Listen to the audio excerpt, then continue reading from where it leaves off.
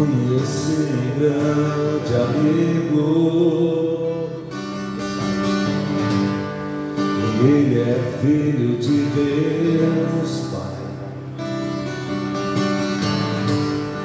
O seu nome é Jesus Cristo,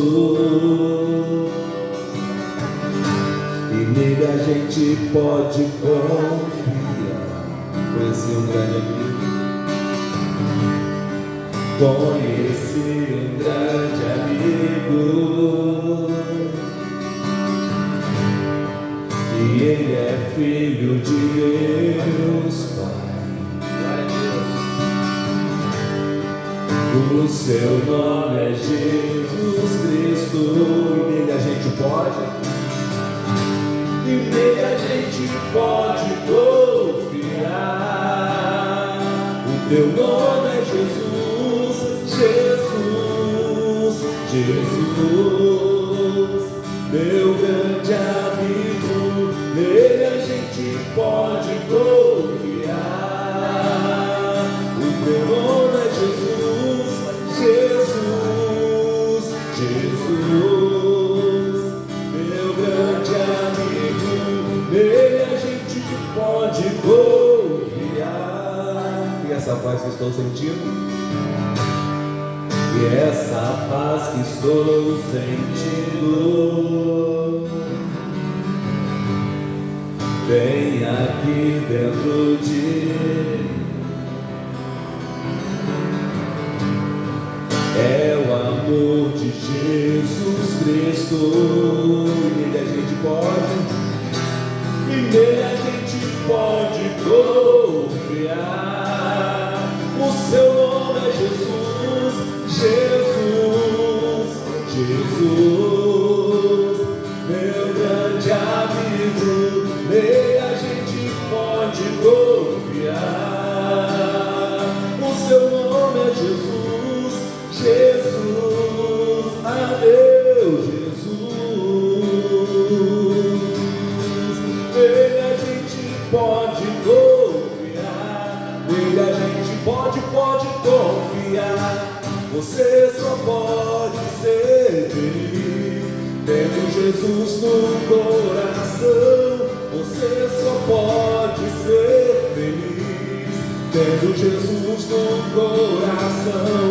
Você só pode ser feliz tendo Jesus no coração.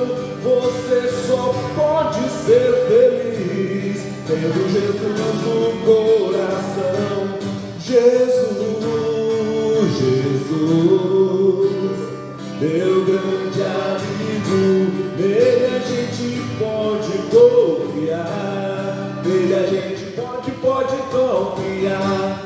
Jesus, Jesus, meu grande amigo, nele a gente pode confiar. Nesse nome nós podemos confiar, nesse Deus nós podemos confiar. Nosso grande amigo, bendito seja o teu nome, Senhor, em ti nós confiamos. Por isso adoramos o teu nome santo nesta manhã. Aleluia. Glória a Deus. Aleluia. Aleluia. Senhor, eu não sou nada diante do seu poder, e nem merecedor do seu imenso amor. Através do seu Filho tenho livre acesso a ti, que me fez chegar aos seus pés e humilhar diante de ti.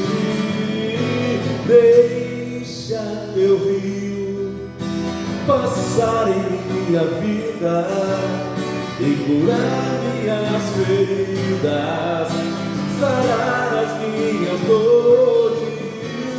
Livra-me, ó Deus, das cadeias que me prendem. Toca em minha alma, faz em mim o seu querer, Senhor. Senhor, eu não sou nada Senhor, eu não sou nada diante do seu poder, e nem merecedor do seu imenso amor. Através do seu filho, através do seu filho, tenho livre acesso a ti, e me fez chegar aos seus pés e humilhar diante de ti. Deixa teu rio passar em minha vida e curar minhas feridas, sarar as minhas dores. Livra-me, ó Deus, das cadeias que me prendem. Toca em minha alma, faz em mim o seu querer. Teu rio passar em minha vida e curar minhas feridas, sarar as minhas dores. Livra-me, ó Deus, das cadeias que me prendem. Toca em minha alma, faz em mim o seu querer, Senhor.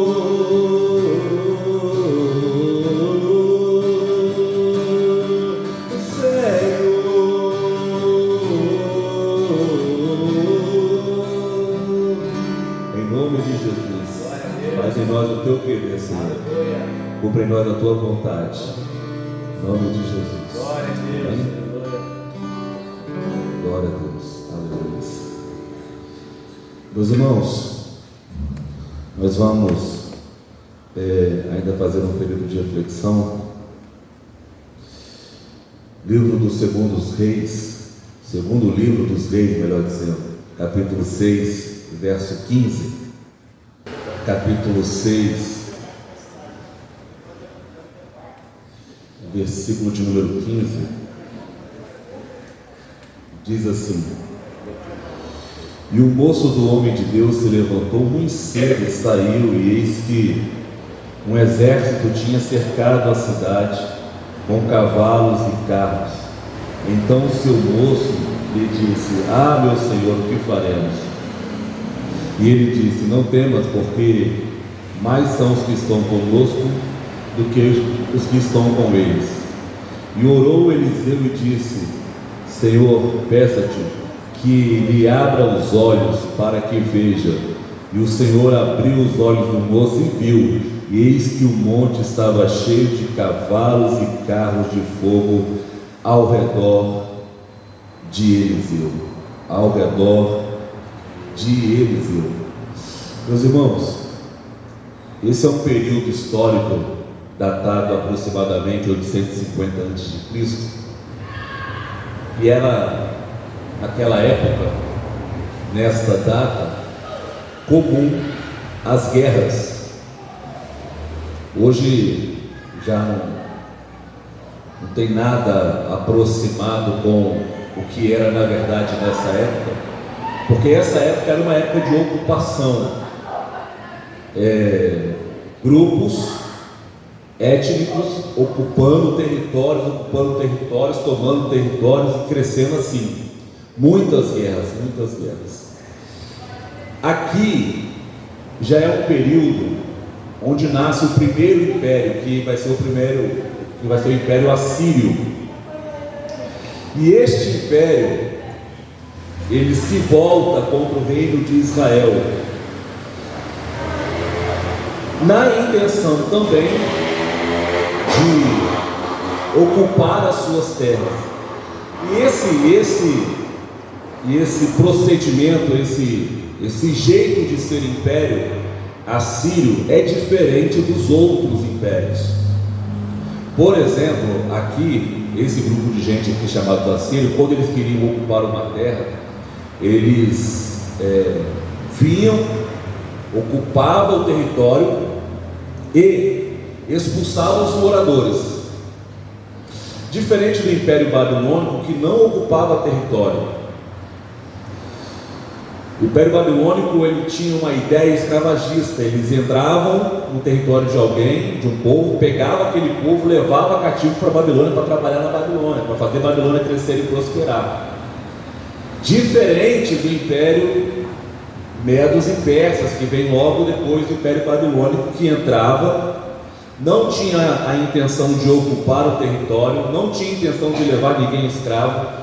A intenção desse terceiro império era de roubar aquilo que de valor o povo tinha e levava para a sua terra.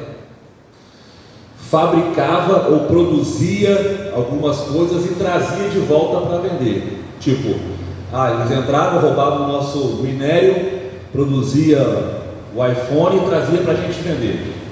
Que é também diferente do império que dominava na época de Jesus Cristo, que era o Império Romano, que era já um império mais opressor. E cada um desses impérios aponta para um tipo de astúcia do nosso inimigo. Por exemplo, quando a gente olha para esse império que nós vemos aqui no capítulo 6, que é o Império Assírio, é um inimigo territorial. Ele quer chegar e ocupar o nosso território. Ele quer vir e transtornar o nosso ambiente. E essa é uma intenção do inimigo: ocupar as nossas casas, ocupar nossos locais de trabalho, ocupar até as nossas igrejas. Ele quer vir e trazer a confusão, trazer o caos para onde a gente está. Diferente do Império Babilônico, que tem uma intenção de escravizar, que é uma segunda intenção do diabo, que é escravizar o homem nas drogas, no álcool, no vício, na prostituição, na jogatina e tantos outros tipos de escravidão que existe.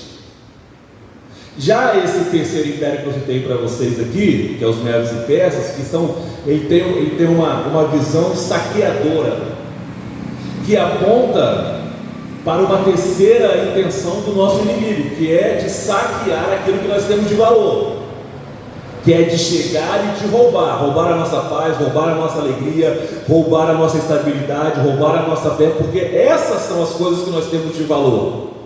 E às vezes a gente pensa que o que a gente tem de valor são coisas materiais, mas não são. O inimigo não liga para isso, aliás, ele acrescenta para você se você quiser. A intenção do inimigo saqueador, que é de roubar, de minar, de tirar, de levar embora, é roubar a sua paz, a sua felicidade, a sua alegria, a sua fé, a sua saúde, porque isso é de valor ao ser humano. Já quando a gente olha para o Império Romano, já é aquele império opressor, que aponta para uma quarta intenção do inimigo, que é oprimir o ser humano, é jogar o ser humano dentro de um quarto oprimido, numa depressão, numa situação complicada, numa opressão maligna mental. Então você percebe que os impérios, que são os inimigos do povo de Deus, apontam para estratégias do inimigo contra a nossa vida, contra a nossa história, contra a nossa casa, contra a nossa família. É ocupar os lugares onde nós estamos, trazendo confusão, discórdia, problema. É escravizar o ser humano em alguma coisa, em alguma área, ou é saquear aquilo que nós temos de valor, ou então nos oprimir. Portanto, esse texto aqui nos aponta uma das coisas mais importantes que nós precisamos buscar na vida, que é o quê? Visão espiritual. Sem visão espiritual diante do ataque desses inimigos, ou diante desses tipos de ataque do inimigo, nós nos desesperamos. Olha o que o moço do profeta faz: ele sai do lado de fora, vê o inimigo, que é o inimigo ocupacional, territorial, que está vindo para ocupar a sua cidade, o seu espaço, e diz assim, final do verso 15: ah, meu Senhor, o que faremos? Ah, meu Senhor, o que faremos? Porque a ausência de visão espiritual nos coloca essa interrogação: o que nós faremos? Eu não sei o que nós faremos. Mas Eliseu, que está aqui representando as pessoas que têm visão espiritual, sabe o que fazer. Olha a resposta que ele dá. Então eu disse: não temas, porque maior é os que estão conosco do que aqueles que estão com eles.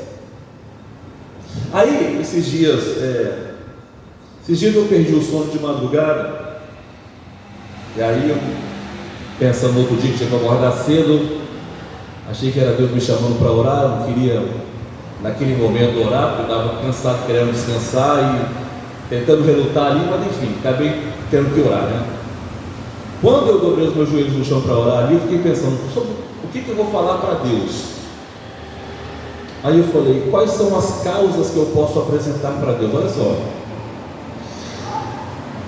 na hora veio um monte de coisa para falar com Deus, um monte, lembra de muita gente, pessoas que precisam, pessoas que estão doentes, pessoas que estão opressas, pessoas que estão passando por problemas, e até a gente mesmo tem coisas para dizer para Deus, para pedir para Deus. Tem um monte de pensamento, assim, de um monte de pessoas na minha mente. Só que eu percebi que quando a gente vai orar, aquilo que tem mais urgência ganha prioridade na oração.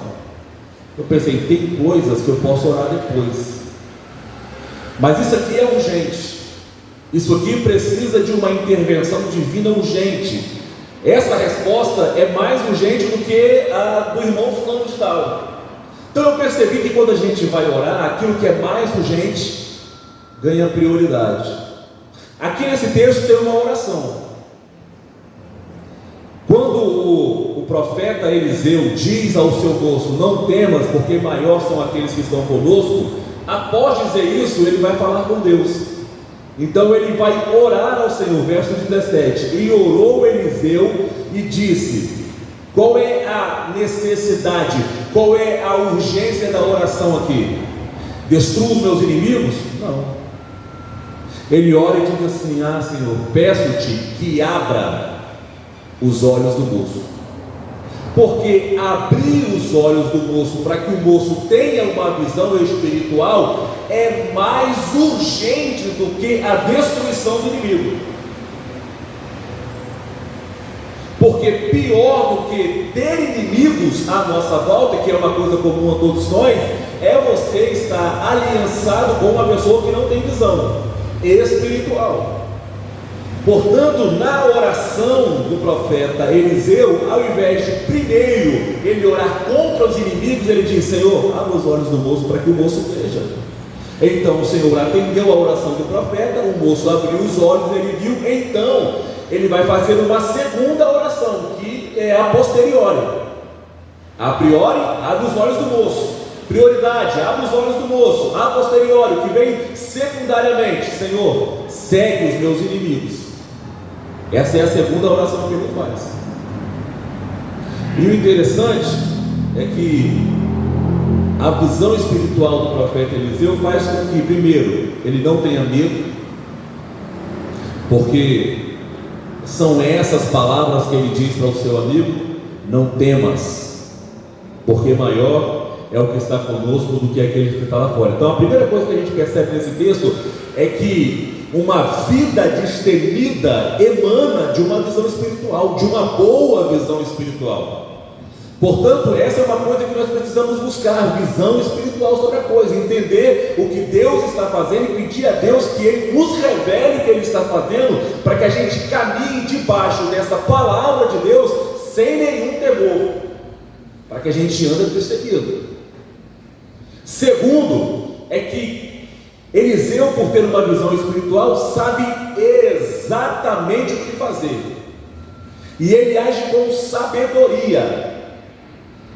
Ele diz assim: Senhor, segue os olhos dos meus inimigos. Uma vez que o Senhor já abriu os olhos espirituais do meu amigo, segue então os meus inimigos. E a Bíblia diz que Deus atendeu a oração do profeta Eliseu, a primeira e a segunda. Então ele foi até os inimigos e disse assim: gente, olha, o homem que você está procurando não está aqui. A cidade que vocês querem não é essa. Vem cá que eu vou mostrar para vocês. E parecia que estava todo mundo cego mesmo, porque ninguém reconheceu o profeta Eliseu. O que Eliseu fez? Levou os inimigos para dentro da capital de Israel, que é Samaria. Os inimigos seguiram ele. E nós estamos falando de um exército, porque a visão do moço do profeta Eliseu é: nós estamos cercados por um grande exército. Então tem um grande exército seguindo o profeta Eliseu para dentro da Samaria, que é uma estratégia de sabedoria de levar esse exército inimigo para lá, porque quando chega lá ele faz uma terceira oração. Qual é a terceira oração do profeta? Senhor, abre os olhos do inimigo. Aí Deus atende a oração deles, do profeta Eliseu, e os olhos do inimigo estão abertos. Só que nesta hora o inimigo já está cercado pelo exército de Israel, não tem como fazer mais nada, eles caíram no laço. Então o rei de Israel diz assim, ele chama até a expressão do profeta, ele chama de pai, né? Pai, o que faremos? Eliseu, o que faremos? Vamos matar todo mundo aqui agora? Vai ter uma grande carnificina? Vamos fazer dos filhos deste homem órfãos de pai? Vamos deixar várias mulheres viúvas? Sabe qual é a resposta do profeta Eliseu? Não. Nós vamos dar pão e água para eles. Nós vamos dar pão e água e vamos mandá-los de volta. O rei se assusta, mas obedece, porque afinal de contas nós estamos falando com alguém que tem visão espiritual, e obviamente que quem tem visão espiritual consequentemente também terá autoridade na fala. Até o rei de Israel consente com a ideia de não matar o inimigo, muito pelo contrário, alimentar, descedentar e dizer: volta para casa. Assim fazendo, o povo comeu, o povo assírio comeu, bebeu e voltou para a Síria. E nós lemos então o verso 23, que é o final dessa história, dessa pequena história, e obviamente que depois vem outras, mas pelo menos para essa história aqui diz assim, verso 23: e respondendo-lhes, e apresentou-lhes um grande banquete, e comeram e beberam, e despediu, e foram para o seu senhor. Então pararam e não tinham mais a intenção de entrar na terra de Israel, e não entraram mais tropas sírios na terra de Israel.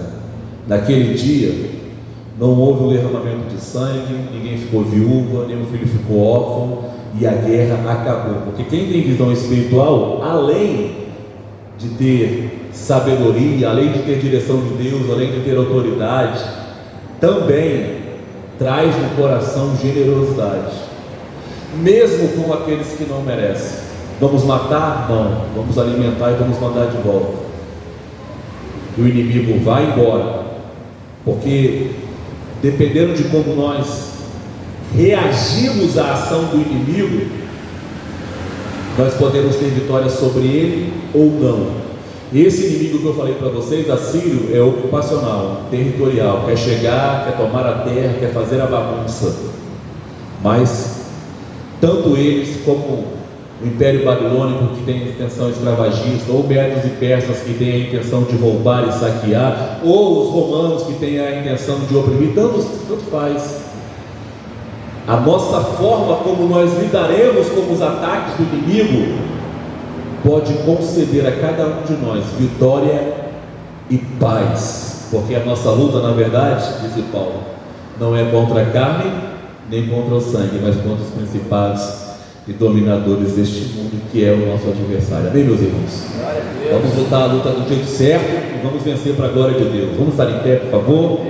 Já para o Marivaldo ministrar essa oração aqui para terminarmos em nome de Jesus. Você pode aplaudir o Senhor bem forte aí, por favor? Maravilha, né? Possamos sair daqui com esse entendimento. O que você vai fazer com o seu inimigo? Matá-lo, sacrificá-lo? Você vai fazer como Jesus disse, amar nossos inimigos. Isso pode ser um divisor de água na minha e na sua vida, como o pastor Ben Salmo disse, né? A forma que você tratar o seu inimigo vai fazer toda a diferença lá na frente. Oremos ao Senhor. Senhor, nós queremos te adorar. Senhor, nós queremos te bendizer, porque nesta manhã o Senhor está nos dando vida e visão espiritual, para termos discernimento, ó Deus, de como agir diante das adversidades, das dificuldades do dia a dia que enfrentamos a todo momento em nossas vidas, Senhor.